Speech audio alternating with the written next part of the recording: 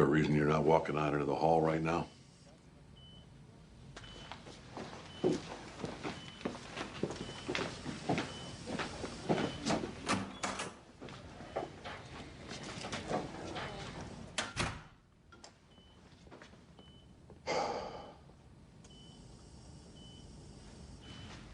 couldn't just drop some intel in a locker, send a simple cipher like any other person, could you?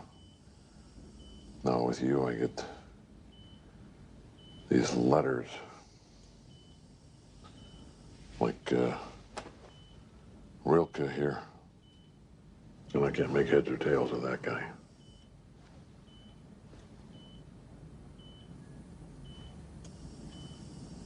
All these years with you, I'm still out in the cold. Welcome to Remote Control. In this episode, you'll hear DJ Valentine and myself, TFG and Mike, talk about Counterpart Season 1, Episode 5. Now, on with the show.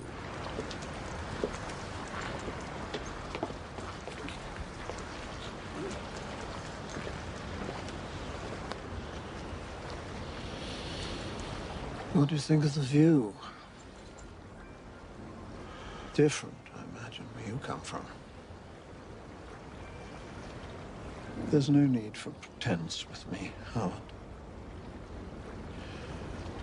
I know so much about you. I know your other sent you here in his place as a result of his being grounded by the embassy.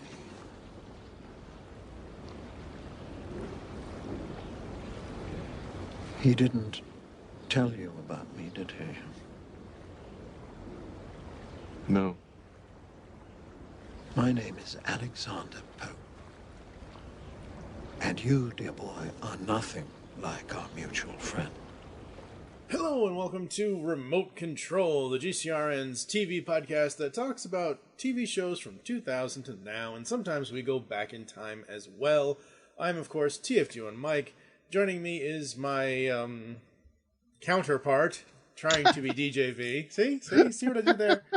Nice. I mean, it's not like I could make a spy versus spy reference or anything, because I don't think anybody wants to be, associated with Cosby anymore, sadly. No. But Sorry. The monster that he is, or that he was, or whatever. I've taken a break from watching Black Panther 45 times to come on here and talk about a little Counterpart. I had some time in between showings to watch a little Counterpart. I think I mentioned this last week, but when Black Panther dropped, Ripped Apparel put out shirts that day, like basically, emulating various versions of Black Panther, the character. Mm-hmm. And one of them was Black Panther, the Pink Panther dressed as the Black Panther. I saw that. I also saw the Carolina Panthers. They changed their name to the Black Panthers. I was like, that's dope. I would rock a Pink Panther as a Black Panther and a Carolina Panther as a Panther. That's both of them are welcome. Yes. I have not seen a hell of a lot of movies. We've talked about this, since we brought this show back. You're a busy man. I haven't seen Justice League. I haven't seen the other one, the guy with the hammer. I haven't seen that movie. The guy with the hammer. The guy with the hammer with the green friend from work. Like, haven't seen He's that. He's a friend from work. Yeah, that's right. It's the best line out of any of those trailers. He's my friend from work. Hulk smash. I got to be careful. My dog is sleeping, and his name is Thor. So if I say Thor very loud, he'll like, "What? What's going on?" Oh Lord. Please what kind of dog is he? He's a golden doodle, a golden retriever, and a poodle. Put in a hadron collider and smashed together to make a golden doodle. You are the second person that I know that has a dog like that is named Thor. Yeah. Oh, God. I wanted to call him Blondie after Clint Eastwood, but my sister said, no, Blondie's a girl's name. I'm like, no, you're thinking of the singer. I'm talking about the crazy Western gunslinger. She's like, nope, Thor. All right. that was the argument, and I lost. So we are here once again to jump down the rabbit hole that is Starz' new original series Counterpart. After watching season 1, episode 5, folks, I feel like there's no difference between Alice in Wonderland and Counterpart at this point. Like, holy crap. This Th- th- episode. This episode will be known as the episode that broke my heart. We learned some truths in this episode that left me saying, "Oh man, come I on, know. man, It's like, what the come hell? on, man." You assume everything is supposed to be all altruistic and everything, and sadly, not. First off, I just want to say this. Hey, Good Howard, you're doing a horrible job pretending to be Bad Howard. Yeah. Does anybody even buy? Nobody buys him as Bad Howard. Like in the first 4 seconds, like, oh, we know it's you. We know you, Stephen, Mr. Pope. What's his name? Stephen Pope. Alexander Pope. Alexander Pope. He's just like, yeah, you're clearly from the other world. Yeah. He doesn't say a word. He's just sitting on a bench. He's like, yeah, you're not him. It's the mannerisms. It's, and honestly, that's a testament to JK's acting between the two versions of the character, really. I mean, the fact that he could still look like Alpha Howard and not, and still Right. act like it would be, like we said a couple episodes ago, and like Howard himself said, don't make me into you or don't make me be you kind of a thing. Like, he's not being Howard Prime. He can't, because if he does, he loses who he is. And I think, hopefully, because at this point, folks, we're at the halfway point of season 1. All right. It's almost. I thought we over, were and gonna. that is I thought we sad. were gonna get. I thought we were gonna get an opportunity for Good Howard to try and be Bad Howard when he went to go see his daughter, and the daughter's boyfriend or whatever answered the door. I was like, this would be a good opportunity. He was like, no, he's just not that guy. No, So- he's just not that guy. And plus, we found out last time that Good Howard and quote unquote Bad Emily. Not Emily Prime, the other one. I'm not even sure if it's Bad Emily. I know, Both really. Emilys It's are like- bad now. Exactly. Like, Damn it! I'm so pissed. what the hell? But we found out that, Good Howard's Emily had a miscarriage. So, like, that for him, him seeing the fact that Bad Howard has a daughter with Prime Emily or whatever we're going to call them, because they were going to go back and forth between these names, folks. It's just too confusing. I've never done acid in my life, nor would I ever, but, like, holy crap. Between watching the original Disney animated Alice in Wonderland and watching this, this feels like you're high through the whole thing, because, like, so much stuff is going, like, I mean, seriously, you look at Alice in Wonderland, eat this to get bigger, eat this to get smaller, eat this, like, sir, drink this, drink that, like, seriously, really? It's a Disney acid trip. That's for certain. Very much so. Disney acid trips are not cool. I mean, there's that scene with I'm just calling him Blacklist guy, and they go he takes fake Tom Hiddleston to the country and Mr. Peter Quail, whatever that is, and you got the crazy living arrangement with the two counterparts in the. I was like, wait, so are they? Is it like Big Love, where like there's two wives and a husband? It was just such a weird. At first, I thought it was mother-daughter, but they said the exact same thing about him burning the roast, and I'm like, oh my god, it's like this is the. He always burns the roast. Yeah. Outside of Howard Prime and Howard Alpha, Good Howard, Bad Howard, whatever, this is only the second time we've seen somebody that has actually had their other in the room with them, because obviously the other part is Baldwin and Nadia from the other episode. Mm-hmm. So I don't know. And Baldwin / Nadia, for a girl with a bullet wound in her face, she really kind of is not striking out with the lady. No. I mean, she clearly has a bullet wound in her face, and she's like, that girl's just flirting with her all the time. Here's some free soup. I'm like, what's going on here? And now she's kind of like listless. Like, she has really nothing to do in this episode. No. So again, and I think we talked about this last episode, I think she's going to align with Good Howard. I'm not like 100% sure, but I'm like 75% sure you're right, because she has nowhere else, like. She's been abandoned by her own people. Yeah. So. Pretty much. Unless she's just going to go on a revenge tour and try and kill the girl. I can't. You said her name last week and I forgot it already. Claire. The one that's Claire, and just kill everybody in that organization. Um, that's the only thing I can think she's gonna do. But she didn't seem like she was like really going to do that. She was just kind of just hanging out in this episode. Yeah, like there was no real place for her in this episode. Yeah. Because of everything else going on in the episode. I mean, you've got them searching the office, and like you said, Quail and revealing to the Blacklist villain that you know about the stuff. We learn more stuff about the world, which is great. Like, we've been asking for that, or I have at least. You know, how many people lost? I was like, man, did he say 5 billion? Did he? That's not, I can't remember how many people they lost in the epidemic. He says the number, but I know it's like a crap ton of people. Yeah. So and that makes me think that there's stuff going on in the Bad Howard's world that they are just not telling us all the information. Exactly. I mean, they had the epidemic, which is a big deal. But I mean, like, how did that affect the rest of the world? We're only getting to see it in Germany. But I want to see like America and then like England and everything else. Like what is left after this epidemic? Is it just these small pockets of governmental resistance? I don't know what's going on over there, because it's right. Like Howard's like walking around and there's nobody there. And I didn't even think about it until he brought it up when he goes like, "Why is everything abandoned here?" Mm-hmm. So yeah. Yep. And then Emily basically says that the flu killed 500 million people.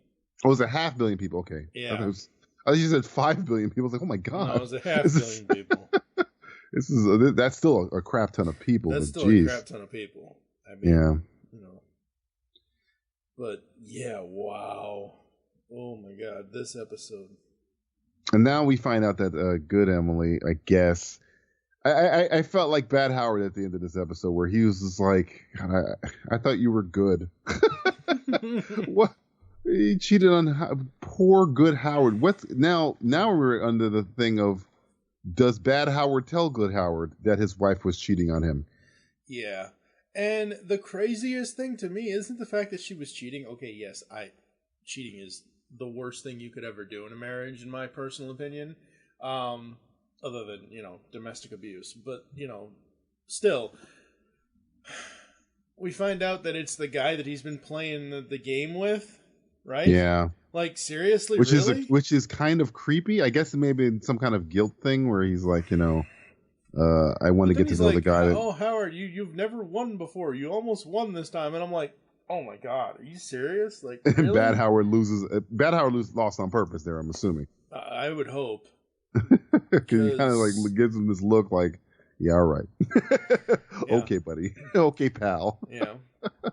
Bad Howard didn't really have a lot of, like, he had a few lines, but it wasn't like, him, fuck off or what, whatever. It's like, it's not him. He has that first moment where he's like, is there any reason why you guys aren't walking out this door right now? I thought that was cool. Yeah, that whole scene between that beginning line and the ending line in that scene, with him saying, why won't you ever let me get close, or whatever it is. Like, I've got it in the audio somewhere in the episode here, but it's one of those things where, like, wow. It just hurt me that, like, I guess Emily is bad on both, not bad on both sides. She's just, their marriage is doomed on both sides. See, like, it seemed like we were getting the yin and yang. Yeah. Like, one universe was going to be the opposite of the other, but no matter what universe, and I think Bad Howard comes to this kind of like realization where he was kind of almost fallen for the fairy tale, as it were, of good Howard and his wife, and then he finds out, nope, she's maybe not as despicable as his Emily, but she is not without sin, which is just like, man. Yeah. That part hurt me. I was like kind of hoping that this guy was just like some kind of crazy agent. And when he pisses himself, I'm like, oh no, he's just a guy. He's just a guy. Yeah. And technically, it's ingenious on Alpha Emily's part. Basically just hiding a go bag or whatever it was that he found there, just with a regular civilian. Like, and apparently the affair had been going on for however long it had been going on for, but, like, yikes. And again, it goes to the point of, we know nothing about Good Howard's Emily, other than what he has said, other than, yeah. We know, like... Everything's through his perspective. Everything's through his, so you're right. You can't... And I can't remember, how long did he say the affair was going on for? Couple of years, I think. Oh, man. I think. That's rough. That's rough. That's just so, I mean, that's what makes me worried now, because what does Good Howard have to go back to? Unless Bad Howard kills this guy and never tells Good Howard about it. Mm-hmm. Unless, or Emily never wakes up and he never learns anything about it. It's just like, the truth is not good for Good Howard, because what does Good Howard have other than he's completely dedicated to Emily. Mm-hmm. Every time you see a conversation with him, it's just us. It's just, I take care of my wife. I go to the store. I buy flowers. Now he finds out his wife has been cheating on him. Where does he go after that? Yeah, that event might turn him into Bad Howard, because it seems like Bad Howard was changed by Pope, made him like capable as a killer. Yeah. But it seems like that he might have changed when he and Emily got estranged. So probably, so if Bad Howard or Good Howard finds out that Emily has been cheating on him, that might turn him into like ruthless guy. Yeah. But I don't know. Ruthless aggression. Double Bad Howards. double aces is what's gonna happen.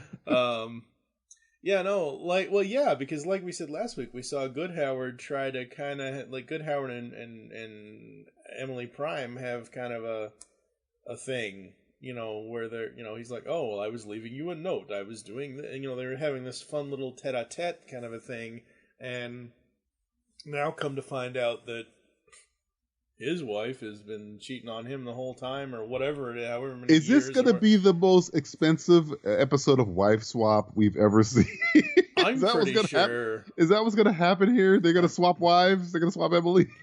Well, I mean, like, seriously, like, we thought, and Emily Prime says it in this episode this week, that, as many similarities that she and the other have, there are also very many differences. They're not the same person.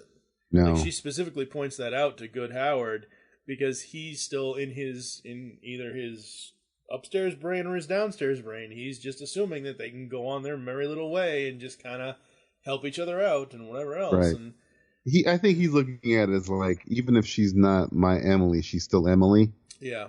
So like, I mean, the things that make me love Emily is there. Yep. In his brain, but I mean, again, if he ever find that's now there's going to be, what is Bad Howard going to do with this information?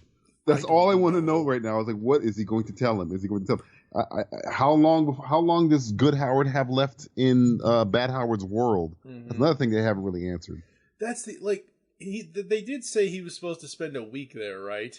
I think so. They said until he can get his visa worked out, but I don't.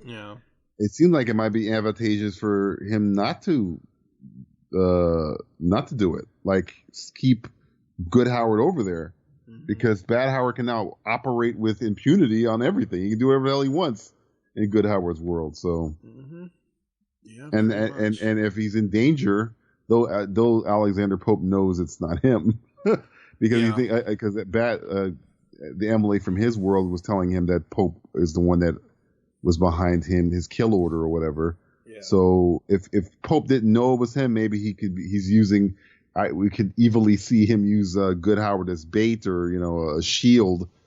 But now I don't know what I just want to know what his plan is at this point, because other than figuring out who this guy was that was apparently cheating on or sleeping with Good Howard's wife, what is his plan at this point? Is he just hanging out?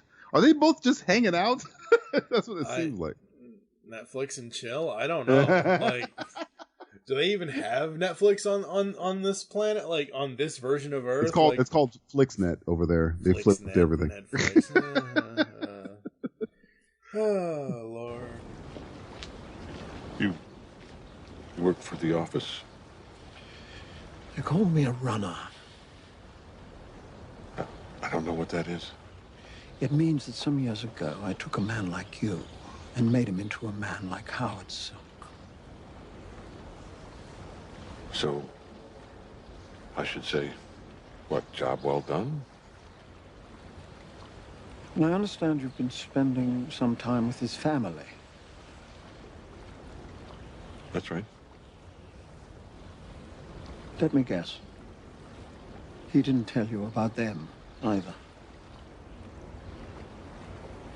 It's in his nature. Perhaps he didn't want you mucking around in his affairs. On that subject, though, if I may offer you a word of advice, you really shouldn't be placing any trust in that woman. Emily? I can't speak for what she's like on your side, but this one ruined him. And I wouldn't want the same thing happening to you. Maybe you don't really know her. No? Maybe you're right. I just thought I'd warn you as a gesture of good faith. Don't be shy, Howard. If you ever need anything, just drop a letter on the lamppost. You haven't the faintest idea what I'm talking about, have you? He was right. You're so plain. Why don't you ask Emily about my signal plan?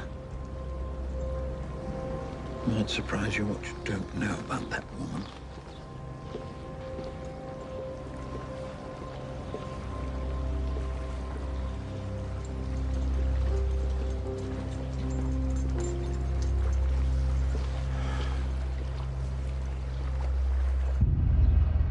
And we end the episode with Good Howard meeting up with Anna. Mhm. And I'm like, wow, you end the episode on that. Holy shit. She's the one person that doesn't know it's not her father. Yeah.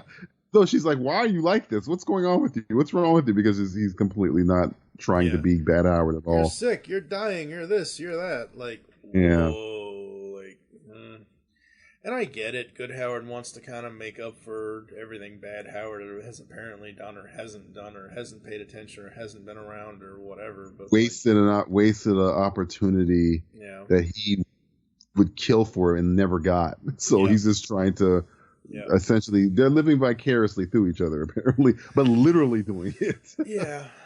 And I don't even think bad Howard is living vicariously through good Howard at all, because bad Howard just does whatever the fuck he wants. It doesn't matter. I mean, obviously he's smarter than good Howard when it comes to the spy stuff, because he is a spy and all of that, but like I don't know, man. This show is just one acid trip after another. One question after another question after another question. Episode 10 better be 48 minutes of answers. That's all I have to say, because you know they're not going to give us answers. You know, now the girl that betrayed Baldwin, Claire. You tell me her name. I keep forgetting her name. She's in a room with a bunch of guys, and then is Claire the one that walks in and they say it's an honor? Like, there was two girls that look exactly the same, but were they the duplicates? I was confused by that scene. Yeah, I was confused by that scene too. Like, I have no idea what's going on there. Yeah, maybe they'll further explain it. I do love how this episode opens, where the guy's like talking crap to that girl, and then they're automatically planning his death behind him, and he does not noticing that they're planning his death the moment they open the door, and he's like telling them, "Oh, it's going to be easy to get rid of my body because nobody asks questions." Essentially. Yeah, the opening scene to this episode with the three infiltrators coming across, like, okay.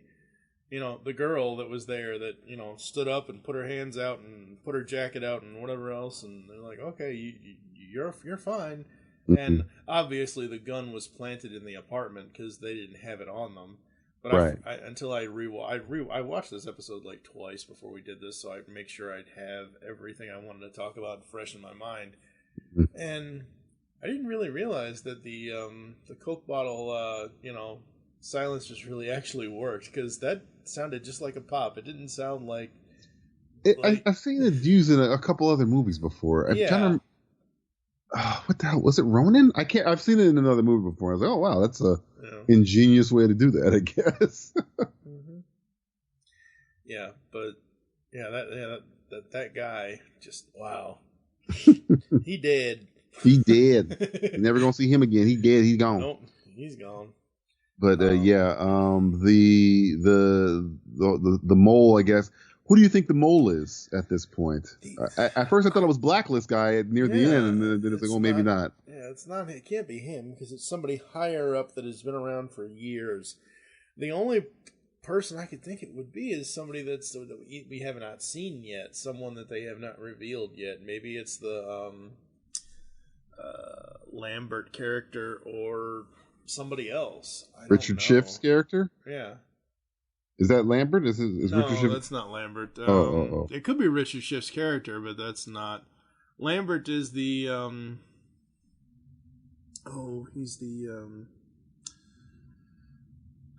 he's the ambassador dude over there. Oh, right. Yeah, the douchebag guy. Yeah. Douchebag, Captain Douchebag. Yeah, I remember him. It seemed like he'd be too on the nose. Probably. Because he seems like a scumbag. So him being, he's also the mole, like, it's got to be like somebody we don't. You might be right. It might be somebody we haven't seen yet. Or, I mean, the only higher up I can think of is Richard Schiff, but it kind of goes counterintuitive to what he was doing in the episode we saw him in, where he's negotiating stuff over to that side. So. Yeah, Richard Schiff's character is Roland Fancher. I'm probably pronouncing that wrong. Mm-hmm. He's the OI Director of Diplomacy. So the Claude Lambert or Lambert or whatever, he's the prime ambassador to the Alpha side. So he's Good Howard. He's on Good Howard's side of the world. Mm-hmm. So I'm not really sure. I cannot wait until Wikipedia updates the recurring cast on here to say Andre, Howard's Go partner, and Emily's and Emily's Mr. Mistress, whatever. Yeah, whatever the hell he is. Whatever the hell he is. Like, seriously. My goodness. Mm-hmm. Is it the last time we're going to see that guy? Not unless Good Howard decides to kill him. I mean, I don't know. I don't know if Good Howard has a capable. It's tough to gauge. I really think that information is enough to break him, because I think that's what broke Bad Howard. But I don't know, man. It just seems like we need more steps in between where he is as Good Howard and Killer. It seems like if he jumps to that thing, because I was kind of upset that he punched that guy. I was like, I don't know. This seems like a bit of a jump from this meek, guy to physically attacking people or killing them. I mean, everybody snaps, but it's just, Yeah. Yeah, but, like, I've been saying it every week. I know probably anyone that's listening to this is probably sick of me saying this. I cannot guess with this show. I cannot, You couldn't guess there would be two girls that living in the same house with a man? They are duplicates of each other? You couldn't guess that? Yeah, No, I mean, we obviously knew there was going to be two duplicates, but, I didn't really realize there was going to be another, we've heard of defectors, and what I assume is going to be human trafficking at some point, mm-hmm. with, from people from this side to the other side or whatever else, but, everything to do with Emily and Howard, both versions, wow. Did not see any of that coming. No. Not at all. And that's what honestly makes a great television show. It just does. So it's just the thing is you're susceptible to the Lost syndrome. Yeah. Where you set up these great mysteries and you don't have proper answers for them. That's what only thing that's worrying about. With all these little mysteries they're kind of setting up. I hope that they know exactly how to give us some closure, or something that's worth a payoff to all of this stuff. So, well, like I said, I mean, they have to be able to pay all the I'm not saying I want like all the answers by episode 9 and 10, because episode 9 and 10, well, episode 9 and 10 are a two-parter, Right. you know. So I'm not saying I want all the answers at the end of episode 10, but I want most of them, and leave me with a little bit more for the seconds, like leave me with a teaser for the second season kind of a thing. Right. Like, but I mean, come on. Maybe at the end of the season, Good Howard and Bad Howard are going to be, because they've been kind of working together in the situation, and I think at the end of the season, they're going to be enemies. I think Good Howard is going to have Baldwin, and Bad Howard is going to have the might of whatever the hell organization they're. I mean, for me to get more involved in their situation, because I think them working together is not equal. It's on Bad Howard's terms at all times. I think as enemies, with Baldwin and Bad Emily backing up Good Howard, I think you might have a compelling little thing there going on. That's a prediction. I'm probably wrong, but I'm just throwing it out there.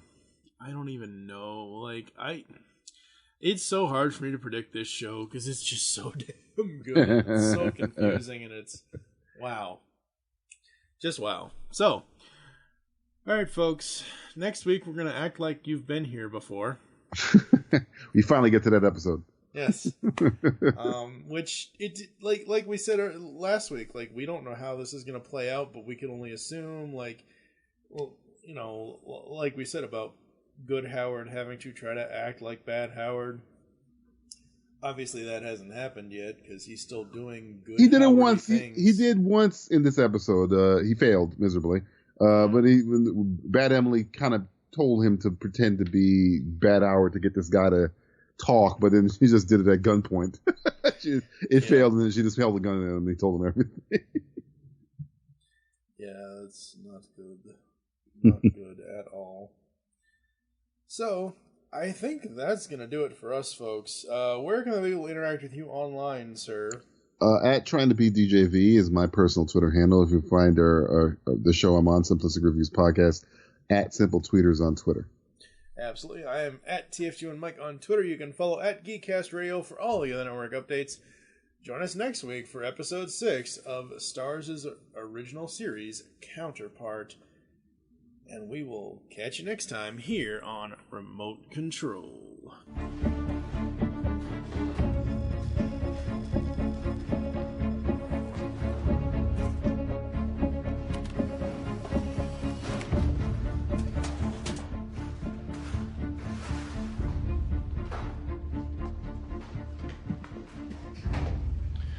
Just found a few contraband items. No alarms. You're certain?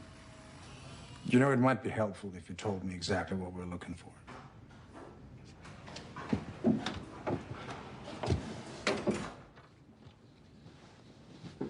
Before Silk left, he asked me to follow up on a lead. So I met a source. A man who knows about the people funding Baldwin. And what did he say? He mentioned a mole. Here. 3rd floor. High level. I know every point of exposure from this floor. If there's a leak, it's controlled. He said it was high clearance. There's only a few people that could be. You, me, any one of your boys.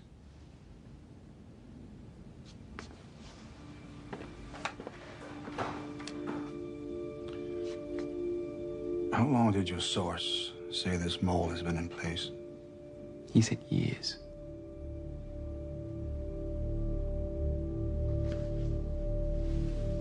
Come with me. We're going for a drive.